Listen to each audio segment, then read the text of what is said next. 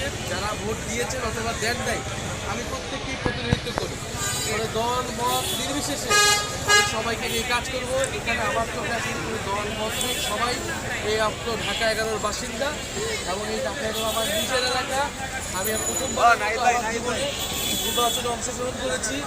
28 বছর বয়সে আমি জনগণের প্রত্যেক ভোটে নির্বাচিত হতে পেরেছি। সংসদে গিয়ে আপনাদের পক্ষে আপনাদের কণ্ঠস্বর হয়ে কথা বলবো, শরীফ ওসমান হাদি হত্যার বিচারের জন্য কথা বলবো, সকল শহীদদের পক্ষে কথা বলবো, ইনশাআল্লাহ বাংলাদেশের স্বাধীনতার সার্বভৌমত্বের কথা বলবো, ইনশাআল্লাহ জুলাই সনদ অনুযায়ী বাংলাদেশের সংস্কার বাস্তবায়নের জন্য কথা বলবো, ইনশাআল্লাহ সেই নতুন বাংলাদেশের স্বপ্নে সেই লড়াই আমরা চালিয়ে যাব আগামী সংসদে। আপনারা আমার জন্য দোয়া রাখবেন এবং আমাদের যারা জয়ী হয়েছে সবার জন্য দোয়া রাখবেন, যারা জয়ী হতে পারে নাই তাদের জন্য আপনারা দোয়া রাখবেন। ইনশাআল্লাহ আমাদের এই যাত্রাটা শুরু